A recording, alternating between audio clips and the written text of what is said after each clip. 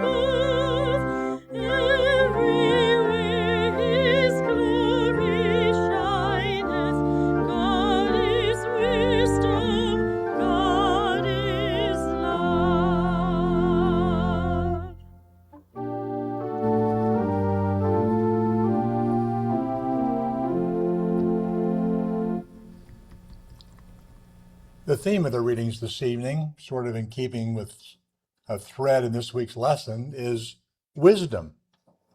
I'll be reading from this Bible and from Science and Health with Key to the Scriptures by Mary Baker Eddy. And the Bible I'll be reading from is the New Revised Standard Version from the book of Proverbs. Listen, children, to a father's instruction, and be attentive, that you may gain insight. For I give you good precepts. Do not forsake my teachings. When I was a son with my father, tender and my mother's favorite, he taught me and said to me, let your heart hold fast my words. Keep my commandments and live. Get wisdom. Get insight. Do not forget nor turn away from the words of my mouth. Do not forsake her, and she will keep you. Love her, and she will guard you. The beginning of wisdom is this: get wisdom, and whatever else you get insight. Prize her highly, and she will exalt you. She will honor you if you embrace her. She will place on your head a fair garland. She will bestow on you a beautiful crown. Hear, my child, and accept my words, that the years of your life may be many. I have taught you the way of wisdom. I have led you in the paths of uprightness. When you walk, your step will not be hampered, and if you run, you will not stumble. Keep hold of instruction. Do not let go. Guard her, for she is your life. Daniel. In the 3rd year of the reign of King Jehoiakim of Judah, King Nebuchadnezzar of Babylon came to Jerusalem and besieged it. Then the king commanded his palace master, Ashpenaz, to bring some of the Israelites of the royal family and of the nobility, young men without physical defect and handsome, versed in every branch of wisdom, endowed with knowledge and insight, and competent to serve in the king's palace. They were to be taught the literature and language of the Chaldeans. The king assigned them a daily portion of the royal rations of food and wine. They were to be educated for 3 years, so that at the end of that time they would be stationed in the king's court. Among them were Daniel, Hananiah, Mishael, and Azariah from the tribe of Judah. But Daniel resolved that he would not defile himself with the royal rations of food and wine. So he asked the palace master to allow him not to defile himself. The palace master said to Daniel, "I'm afraid of my lord the king. He has appointed your food and your drink. If he should see you in poorer condition than the other young men of your own age, you would endanger my head with the king." Then Daniel asked the guard, whom the palace master had appointed over Daniel, Hananiah, Mishael, and Azariah, "Please test your servants for 10 days. Let us be given vegetables to eat and water to drink. You can then compare our appearance with the appearance of the young men who eat the royal rations, and deal with your servants according to what you observe." So he agreed to this proposal and tested them for 10 days.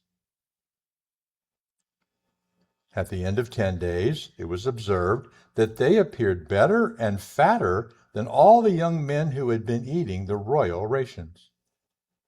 To these 4 young men, God gave knowledge and skill in every aspect of literature and wisdom. Daniel also had insight into all visions and dreams. Now the Babylonians had an idol called Bel, and every day they provided for it 12 bushels of choice flour and sheep and 6 measures of wine. The king revered it and went every day to worship it. But Daniel worshipped his own God. So the king said to him, "Why do you not worship Bel?" And he answered, "Because I do not revere idols made with hands, but the living God, who created heaven and earth and has dominion over all living creatures." The king said to him, "Do you not think that Bel is a living God? Do you not see how much he eats and drinks every day?" And Daniel laughed and said, "Do not be deceived, O king, for this thing is only clay inside and bronze outside, and it never ate or drank anything." Then the king was angry and called the priests of Bel and said to them, "If you do not tell me who is eating these provisions, you shall die. But if you prove that Bel is eating them, Daniel shall die, because he has spoken blasphemy against Bel." Daniel said to the king, "Let it be done as you have said." Now there were 70 priests of Bel, besides their wives and children. So the king went with Daniel into the temple of Bel. The priest of Bel said, "See, we are now going outside. You yourself, O king, set out the food and prepare the wine, and shut the door, and seal it with your signet. When you return in the morning, if you do not find that Bel has eaten it all, we will die. Otherwise, Daniel will, who is telling lies about us." They were unconcerned, for beneath the table they had made a hidden entrance, through which they used to go in regularly and consume the provisions. After they had gone out, the king set out the food for Bel. Then Daniel ordered his servants to bring ashes, and they scattered them throughout the whole temple in the presence of the king alone. Then they went out, shut the door, and sealed it with the king's signet, and departed. During the night the priests came as usual with their wives and children, and they ate and drank everything. Early in the morning the king rose and came, and Daniel with him. The king said, "Are the seals unbroken? Are the seals unbroken, Daniel?" He answered, "They are unbroken, O king." As soon as the doors were open, the king looked at the table and shouted in a loud voice, "You are great, O Bel, and in you there is no deceit at all." But Daniel laughed and restrained the king from going in. "Look at the floor," he said, "and notice whose footprints these are." The king said, I see the footprints of men and women and children. Then the king was enraged, and he arrested the priests and their wives and children. They showed him the secret doors through which they used to enter into and consume what was on the table. Therefore the king gave Bel over to Daniel, who destroyed it and its temple. Psalms. The mouth of the righteous utter wisdom, and their tongues speak justice. The law of their God is in their hearts. Their steps do not slip. The wicked watch for the righteous and seek to kill them. The Lord will not abandon them to their power, or let them be condemned when they are brought to trial.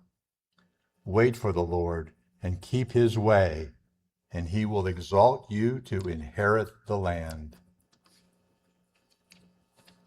Matthew. Now when Jesus had finished instructing his 12 disciples, he went on from there to teach and proclaim his message in their cities. He entered their synagogue.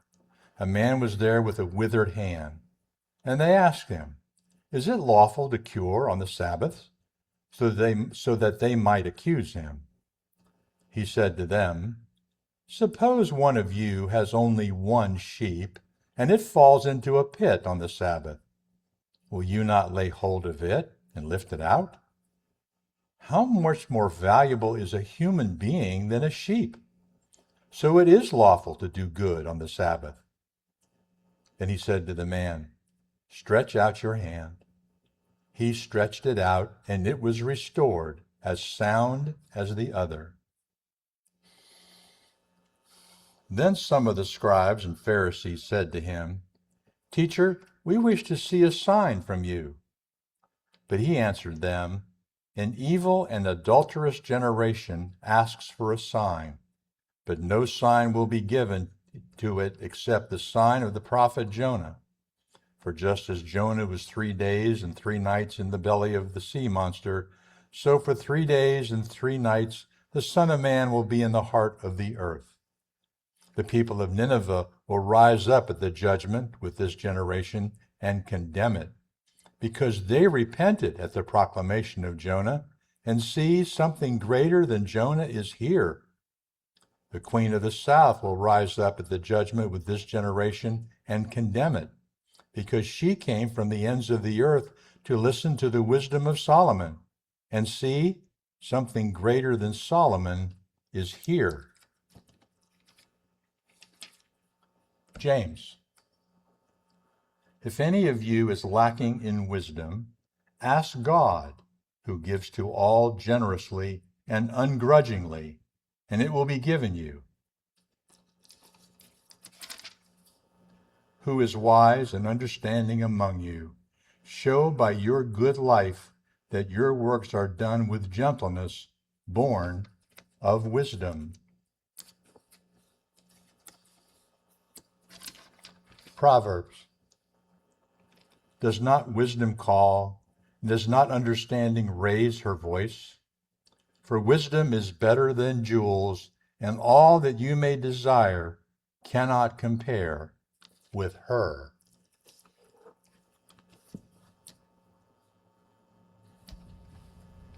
I'll now read correlative passages from the Christian Science textbook, Science and Health with Key to the Scriptures by Mary Baker Eddy.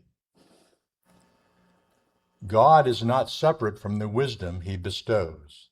The talents he gives we must improve. Calling on him to forgive our work badly done or left undone implies the vain supposition that we have nothing to do but to ask pardon, and that afterwards we shall be free to repeat the offense. Asking God to be God is a vain repetition. God is the same yesterday and today and forever. And he who is immutably right will do right without being reminded of his province. The wisdom of man is not sufficient to warn him in advising God. Who would stand before a blackboard and pray the principle of mathematics to solve the problem. The rule is already established, and it is our task to work out the solution. Should we ask the divine principle of all goodness to do his own work? His work is done, and we have only to avail ourselves of God's rule in order to receive his blessing, which enables us to work out our own salvation.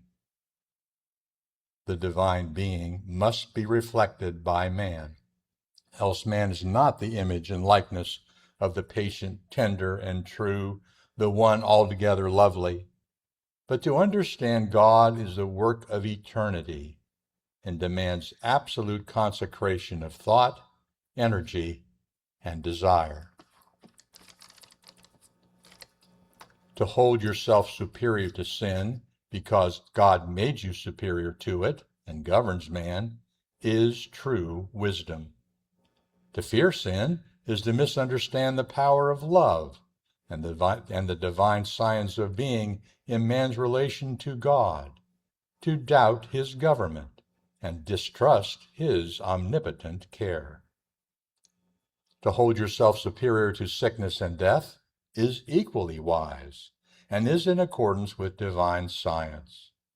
To fear them is impossible when you fully apprehend God and know that they are no part of his creation. Man, governed by his Maker, having no other mind, planted on the evangelist's statement that all things were made by him, the Word of God, and without him was not anything made that was made, can triumph over sin, sickness, and death. Many theories relative to God and man neither make man harmonious nor God lovable. The beliefs we commonly entertain about happiness and life afford no scatheless and permanent evidence of either. Security for the claims of harmonious and eternal being is found only in divine science. Scripture informs us that with God all things are possible. All good is possible to spirit, but our prevalent theories practically deny this and make healing possible only through matter. These theories must be untrue, for the Scripture is true. Christianity is not false, but religions which contradict its principle are false. If materialistic knowledge is power, it is not wisdom. It is but a blind force. Man has sought out many inventions, but he has not yet found it true that knowledge can save him from the dire effects of knowledge. The power of mortal mind over its own body is little understood. In a world of sin and sensuality, hastening to a greater development of power, it is wise earnestly to consider whether it is the human mind or the divine mind which is influencing one. What the prophets of Jehovah did, the worshippers of Baal failed to do. Yet artifice and delusion claim that they could equal the work of wisdom. Science only can explain the incredible good and evil elements now coming to the surface. Mortals must find refuge in truth in order to escape the error of these latter days.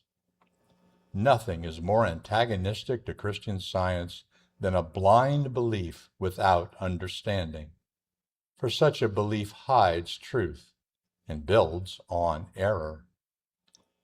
The belief that the universe, including man, is governed in general by material laws, but that occasionally spirit sets aside these laws, this belief belittles omnipotent wisdom and gives to matter the precedence over spirit.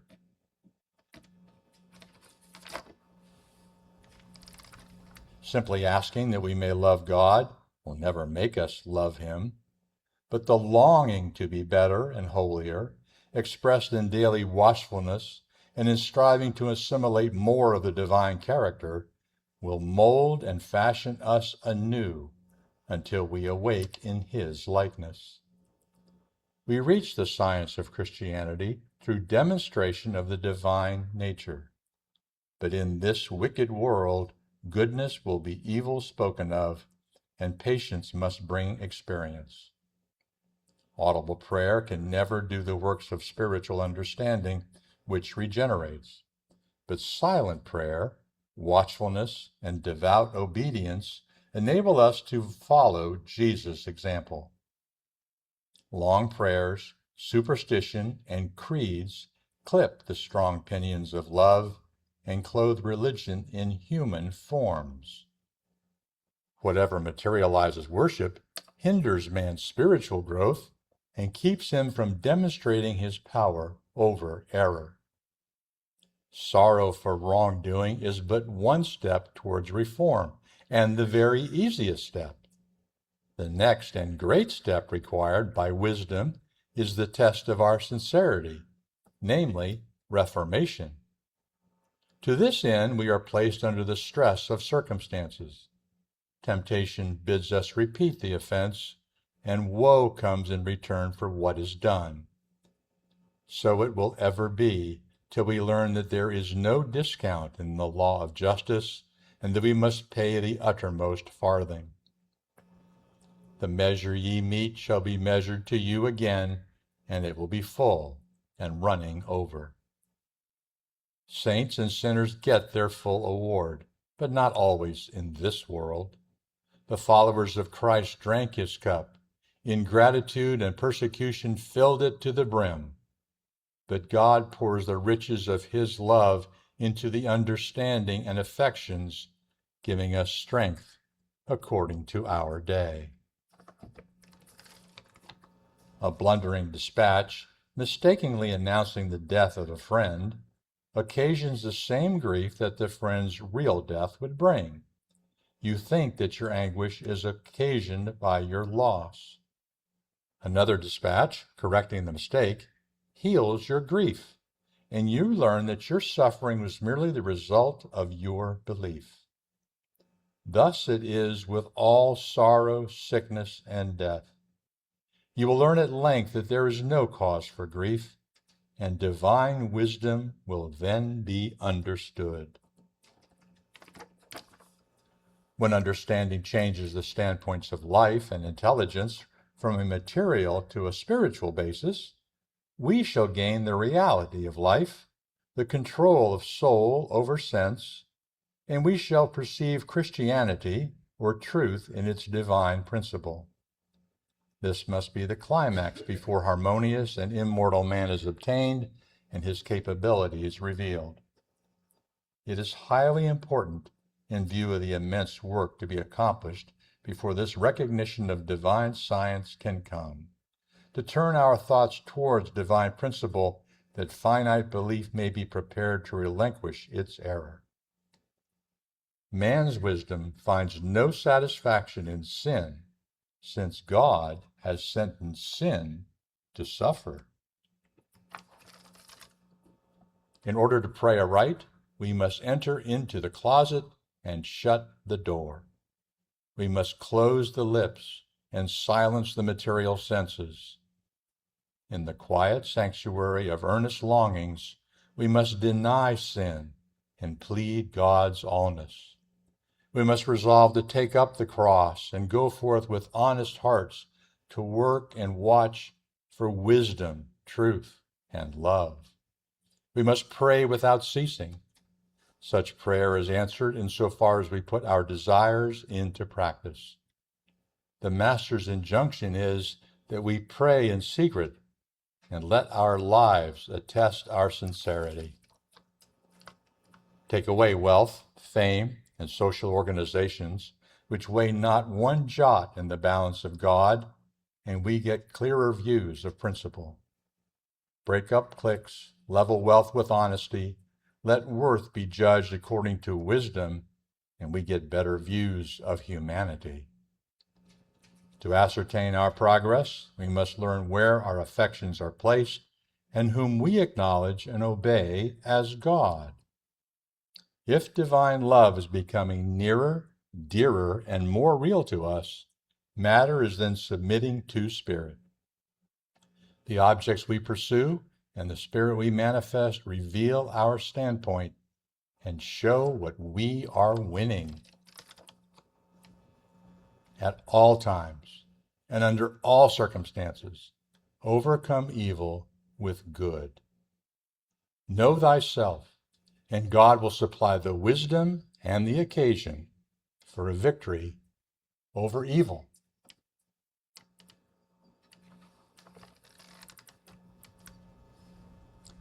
Please join now in a few moments of silent prayer, and then pray together the Lord's Prayer.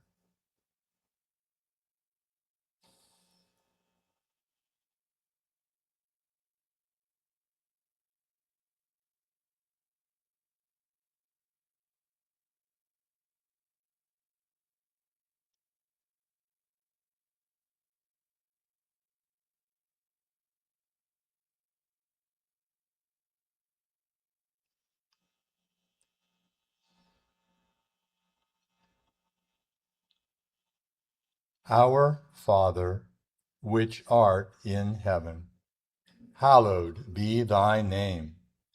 Thy kingdom come. Thy will be done in earth as it is in heaven. Give us this day our daily bread, and forgive us our debts as we forgive our debtors. And lead us not into temptation, but deliver us from evil. For thine is the kingdom, and the power, and the glory, forever.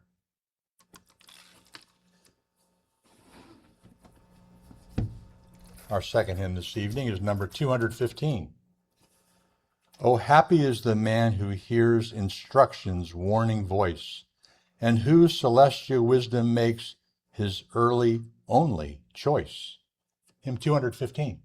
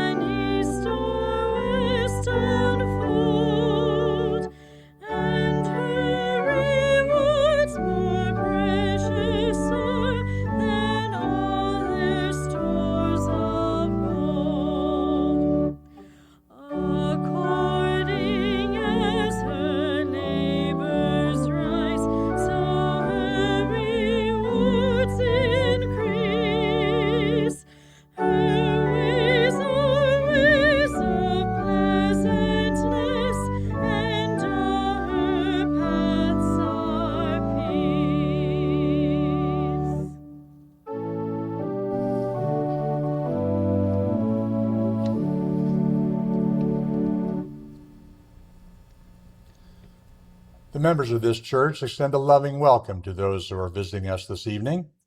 This church is a branch of the Mother Church, First Church of Christ Scientist in Boston, Massachusetts, a church designed, in the words of its founder, Mary Baker Eddy, to commemorate the word and works of our Master, which should reinstate primitive Christianity in its lost element of healing.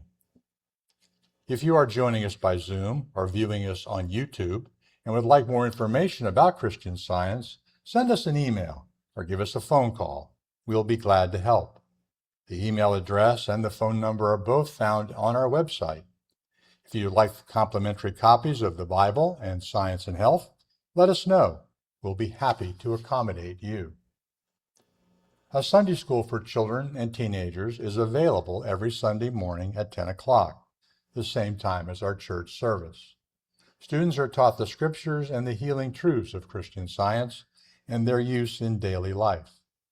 Child care is also available in our children's room.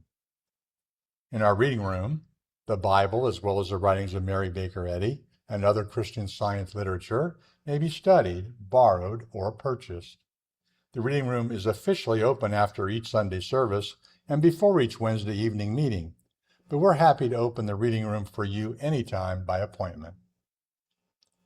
Should you wish to express your gratitude for Christian Science by becoming a member of the Mother Church or of this branch church, please ask the usher to get you in touch with our clerk for more information. And please know that you need not be a resident of South Florida to be a member of our church. We welcome students of Christian Science from anywhere.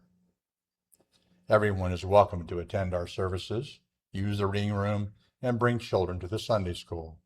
If you're unable to join us in person, we welcome you to join our online broadcast on Zoom or visit our website or our Facebook page. Access information for our online presence is posted on the bulletin board in the foyer, or just type Third Church Miami in your internet browser. This meeting is now open to you to share testimonies of healing and remarks on Christian Science. If you are at home and joining us on Zoom, don't forget to unmute yourself so we can hear what you have to say.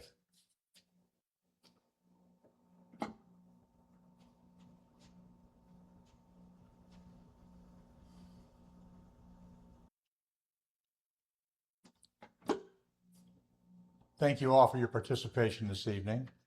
My thanks to Joe and Joshka, our technical team, for letting our light shine out in the world. And our thanks to Dan and Ashley, our musicians. This is Ashley's last evening with us. She's moving away. So make sure you give her an extra hug. Let's close now, singing hymn number 409.